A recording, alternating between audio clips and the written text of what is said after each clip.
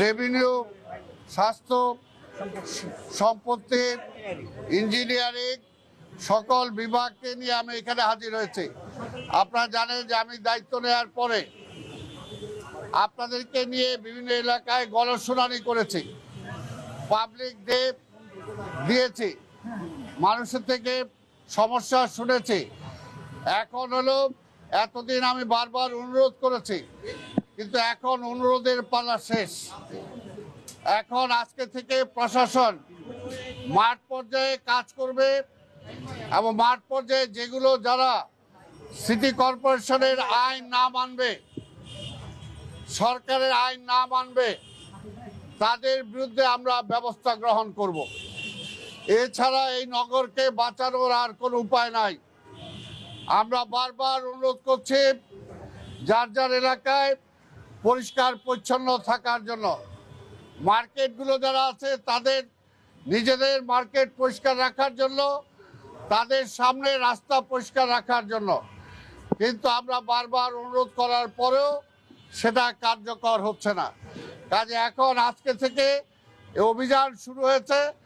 এখন থেকে mobile court চলবে এবং যে সমস্ত জায়গায় ব্যত্যয় ঘটবে তাদেরকে আইনের আওতায় আনা হবে, তাদেরকে ফাইন করা হবে।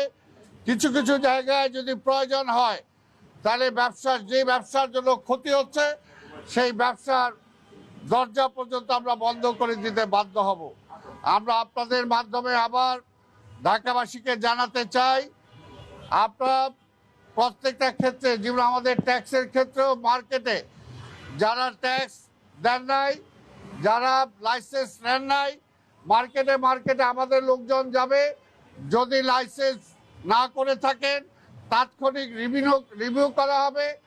তাৎক্ষণিক রিনিউ করার পরও যদি কোনো ব্যত্যয় ঘটে তাহলে সেই মার্কেট, সেই ব্যবসা সেখানে পরিচালনা করা যাবে না। আমি আপনাদের এর আগেও বলেছি, বারবার 5 মাস ধরে আমি সবাইকে অনুরোধ করেছি, সবাইকে বিভিন্নভাবে অনুরোধ করেছি যে আপনারা সহযোগিতা করেন নগর সিটি কর্পোরেশন যাতে ঠিকমতো কাজ করতে পারে। আজকে আমাদের পরিষ্কার পরিচ্ছন্নতার উপরে আজকে মশক নিধনের যে কর্মসূচি সেগুলো মাঠ পর্যায়ে থাকবে। আবার কথা হলো আমরা অ্যাপস দিয়েছি, সেই অ্যাপসে আপনারা যে কেউ কমপ্লেন করতে পারেন।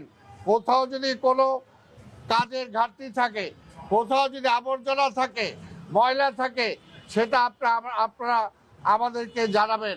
পাশাপাশি আমরা অনুরোধ করব আপনারা নিজেরাও সেগুলো সচেতন থাকবেন, কারণ এই ময়লা পড়ে থেকে 3 দিন যদি পড়ে থাকে, চতুর্থ পঞ্চম দিন সেখানে অ্যাডিসের মশা লার্ভা সেখানে জন্মায়।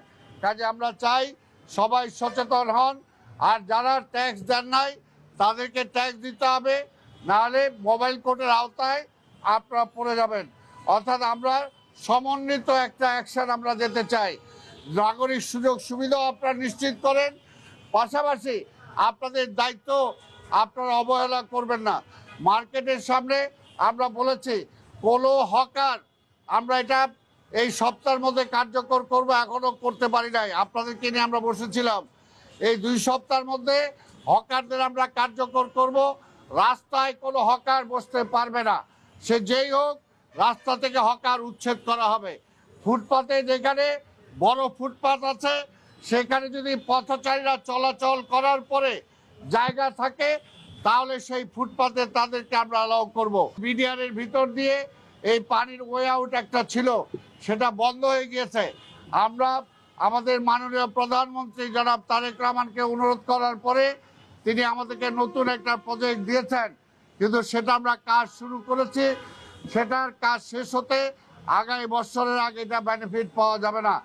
এই কারণে আমরা তাৎক্ষণিকভাবে কিছু পাম্প আমরা ব্যবস্থা রেখেছি, যে জায়গায় পানি জমে যায় সেই জায়গার পানিগুলো দ্রুত নিষ্কাশন করার জন্য।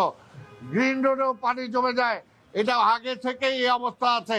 আমরা পাম্প করে সরানো ছাড়া এই মুহূর্তে সেই পানিগুলোর আমরা নিয়ে যাওয়ার কোনো ব্যবস্থা আমাদের মাঝে নাই। আমাদের পান্থপথ বল কালভার্ট আমরা পরিষ্কার শুরু করেছি, আশা করি কিছুটা হলো বেনিফিট আমরা সেখানে পাবো। সিটি কর্পোরেশন জনগণের জন্য কাজ করে, কাজে জনগণের জন্য মাঠে থাকতে হবে। কোথাও যদি আমার কোনো অফিসার, কোনো দায়িত্বপ্রাপ্ত কর্মচারীর অবহেলার কারণে নাগরিকদের কোনো ক্ষতি হয়, তাহলে কিন্তু সেই অফিসারের বিরুদ্ধে ব্যবস্থা নেওয়া হবে।